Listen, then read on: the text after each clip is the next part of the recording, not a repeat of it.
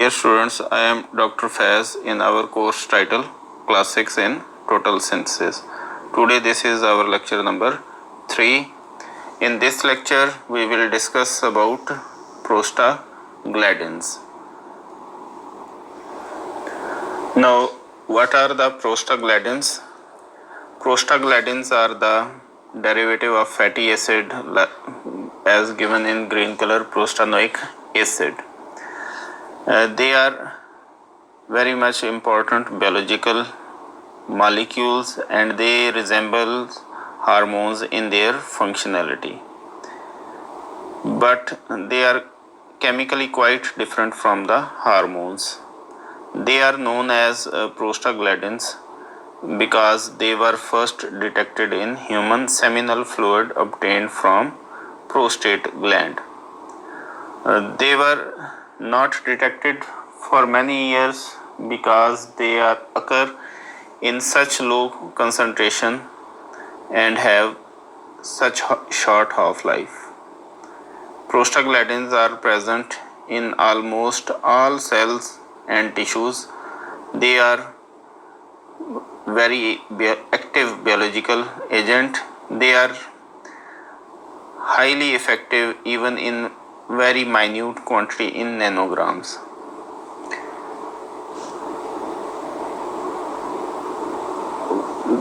So what they do in the body of animal cells or human body, they have certain broad functions. For example, they can regulate certain smooth cells and cause them to contract and relax. They also induce or prevent secretions in glands. For example, in endocrine gland, they also affect blood clotting and flow.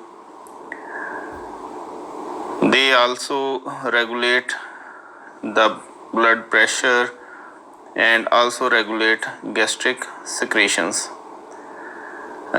Prostaglandins are also responsible for fevers and inflammations, and if these inflammations occur in blood vessels around the brain, they result in headache and visual effects. So there are different classes on the basis of their function and structure. Whenever you write the structure of prostaglandin, you have to keep some rules in your mind. For example, whenever you write the structure of prostaglandin, you have to write this carboxylic side chain always on the upper side, while simple alkyl chain will be below this carboxylic chain. Now come to the nomenclature or classification of prostaglandins. They are classified on the basis of this cyclopentane ring. What type of functional group are present and what type of functional group along with double bond and their functional group. For example, hydroxy functional group, its position above the plane or below the plane. So these are the different classes of prostaglandins. For example, prostaglandin A, in which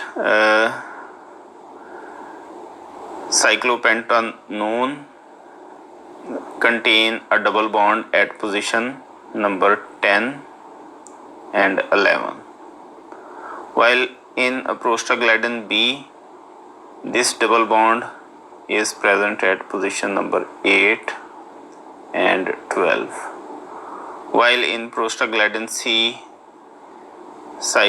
this is present at position between 11 and 12. In prostaglandin D, A hydroxyl functional group is also present along with a keto functional group. In prostaglandin E, a double bond is also present at position 8 and 12, while prostaglandin F are further subdivided into two subgroups, prostaglandin F alpha and prostaglandin F beta. In case of alpha, these hydroxyl functional groups are present below the plane.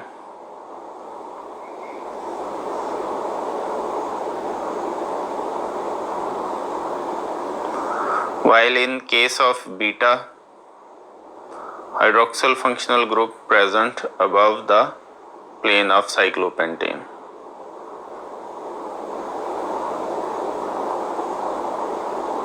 While here some complex structural molecule, prostaglandin G, prostaglandin H and PGR have this type of structure. So these are the different classes. While writing the name of prostaglandin, we use numerical values, which these numerical values, for example prostaglandin E2, prostaglandin F2, this represents the number of double bond present in the chains attached with this cyclopentane. For example, in this case, there are two double bonds present, and here also two double bond present. So we use the number 2. Whenever you use the acronym for prostaglandin, you also have to mention the number of double bond present in the side chains.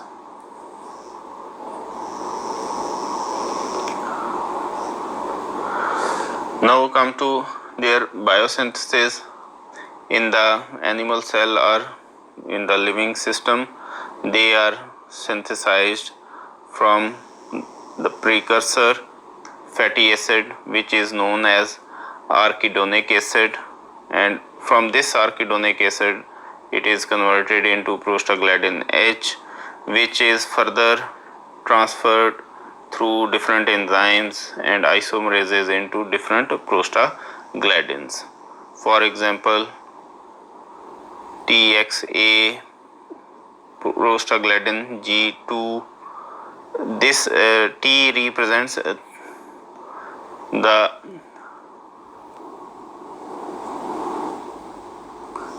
these TXA2 represents thromboxanes class of prostaglandins, which are very much high potent muscle contractor, and they cause rapid blood clotting. So these are the different classes of prostaglandins and their functions. You see prostaglandin D present in the brain, airways, prostaglandin E, brain, kidneys, platelets, while prostaglandin I, they have this type of ring, and they are present into endothelium, platelets, kidney and brain, while prostaglandin F2 alpha, they are present in the airways, eyes, etc. So these are the different prostaglandins and their different functions, how they are synthesized in the living system from the precursor fatty acid, which is known as arachidonic acid. Now come to the synthesis strategy of prostaglandins.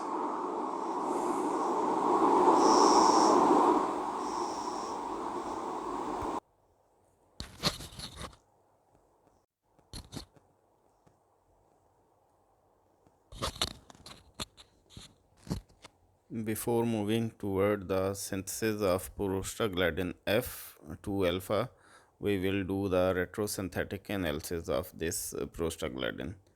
Here you see the prostaglandin GF2, which we can get through Wittig reaction from molecule 4 and 5.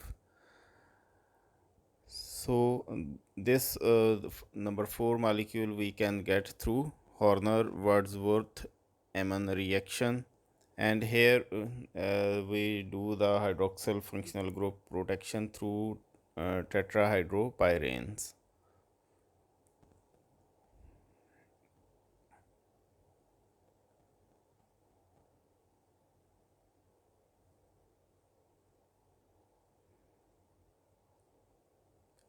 And the molecule number 6 is breaked into two fragments.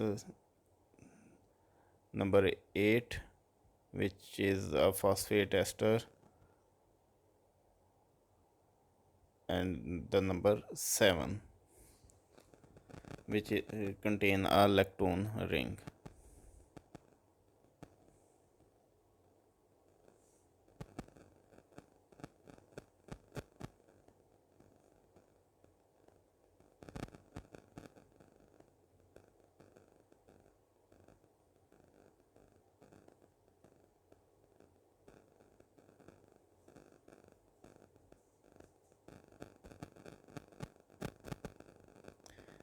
And the molecule number 7 is converted into core lactone, which we can obtain through idolactonization, and the idolactonization is obtained through the double bond of molecule number 11. So retrosynthetic analysis of 10 will convert it into molecule number 11, and the molecule number 11 is obtained through the Byers-Wilger oxidation.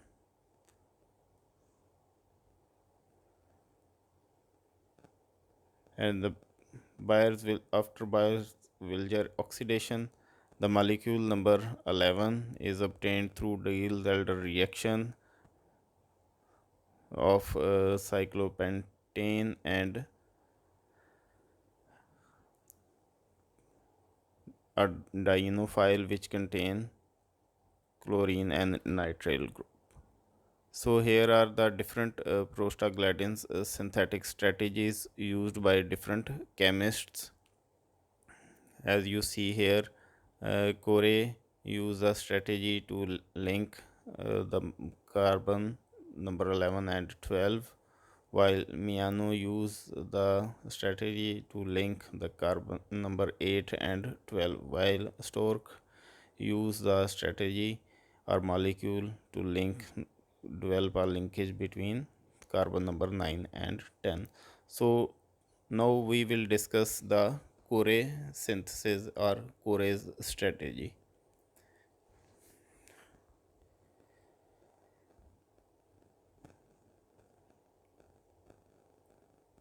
Core, after synthesis of or alkylation of cyclopentadiene, develop a lactone type ring, and then open from this position adjacent to 11 position and get this type of molecule. He also do the cyclization using aldehyde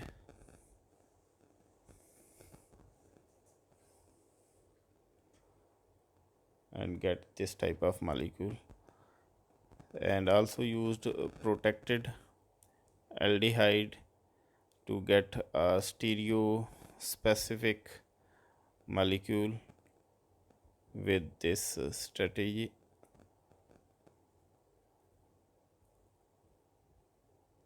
Now come to the synthesis of prostaglandin F2 alpha. Here we use simple cyclopentadiene and react it with an alkylating agent, chloromethoxymethane, which is a good alkylating agent in the presence of sodium hydride and tetrahydrofurane.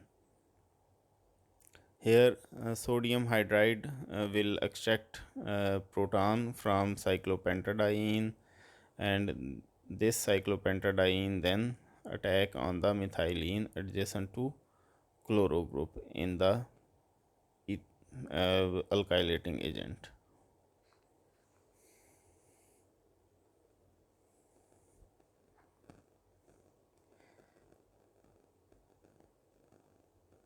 Here sodium hydride will generate negative charge by the removal of hydronium ion.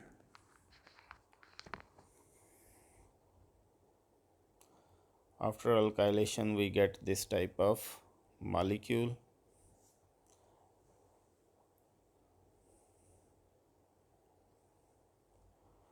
And now we will do Diels-Alder reaction in the presence of cupric salt, borane tetrafluoride or copper to borane tetrafluoride.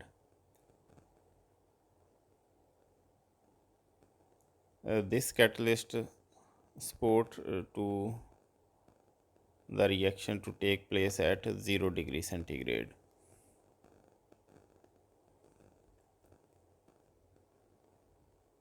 As a result, in the target molecule we will get nitrile and chloro functional group at the geminal carbon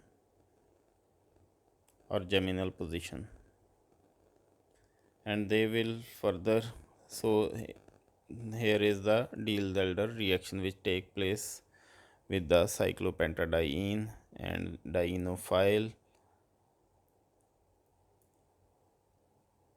chloroacrylonitrile,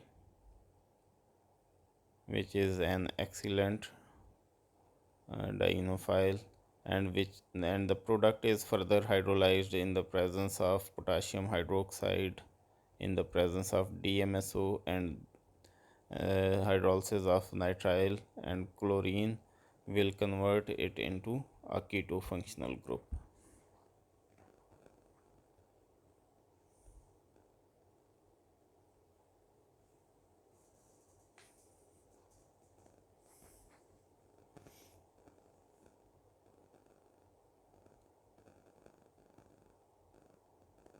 After conversion of keto functional group, we will do the Bayer's-Williger oxidation to convert it into Corey's lactone.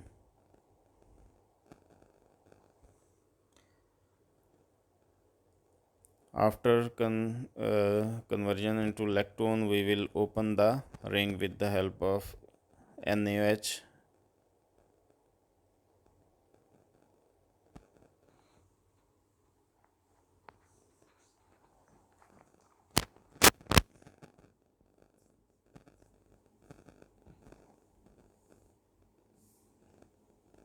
After opening the ring, we will do the or you can say the we add the iodine at the double bond.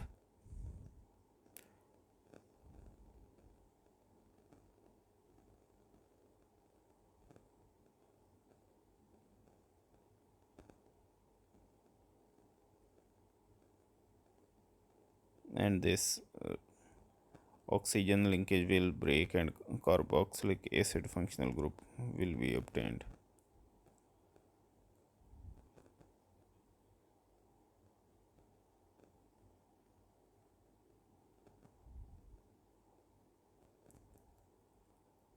After this, we will do the hydroxyl functional group protection.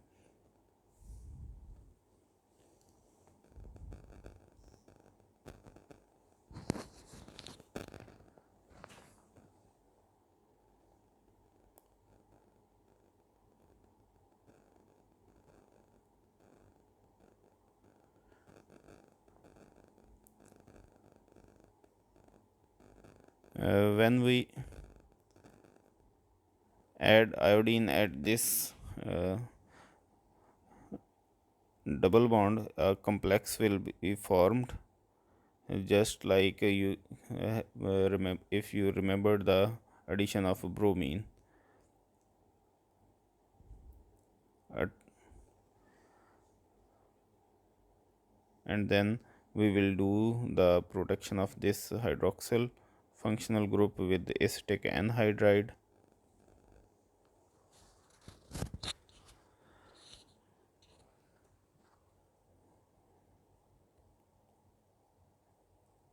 And then we remove the iodine with stannic hydride, aluminium boron nitride, and in the presence of benzene.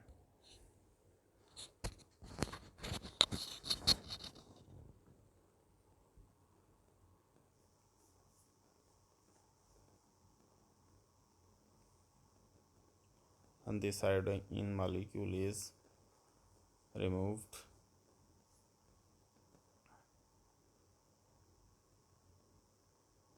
And then we remove the ether functional group methoxy. From methoxy functional group we will remove the methyl with the help of boron tribromide. How this remove the methyl group? This boron will form a complex with the oxygen. As a result, a positive charge will be developed and the methyl group will leave as a methyl bromide, as shown in the next slide.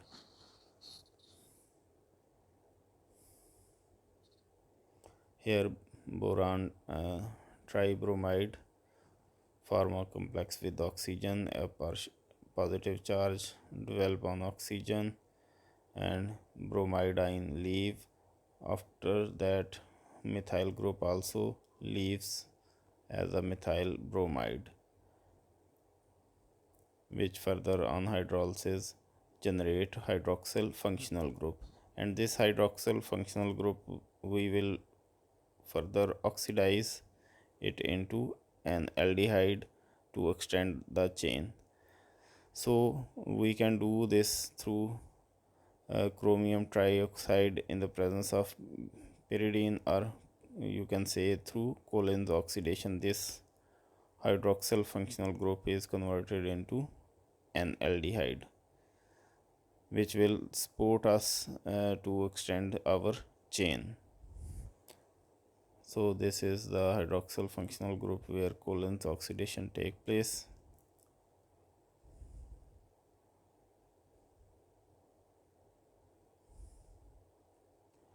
And then this is treated with a keto functional group. An amylase functional group is introduced through Horner Wordsworth amine olefination. And here sodium hydride dimethyl ether as a solvent and sodium hydride as a catalyst is used.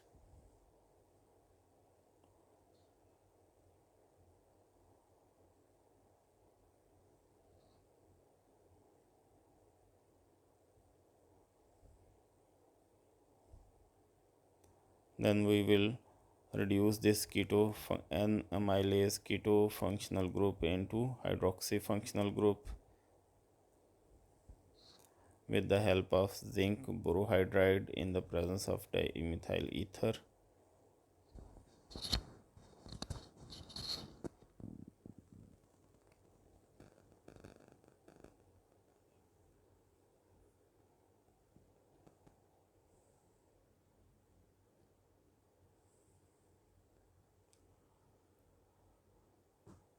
Here this keto functional group is reduced into hydroxyl functional group.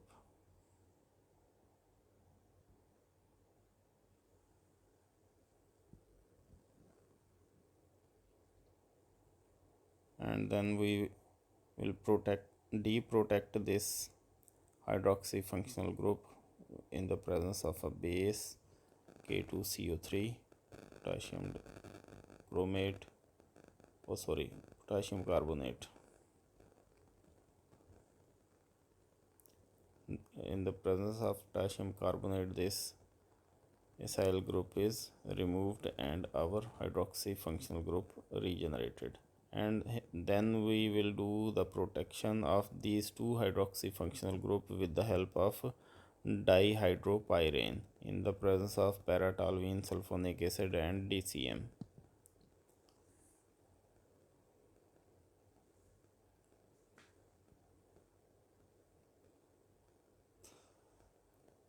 This is dihydropyrene, which is used for the protection of hydroxy or hydroxy functional group or alcohols and converted into tetrahydropyrene. After protection, we will do the reduction of remaining keto functional group and convert it into hydroxy functional group in the presence of a catalyst dibel, which is a diisobutyl uh, aluminium hydride. This is a selective and strong reducing agent. After this, we will do the Wittig olefination to get uh, our second last target molecule.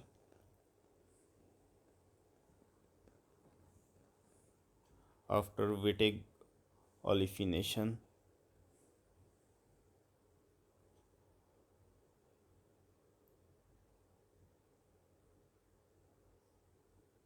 and linkage will take place at this carbon.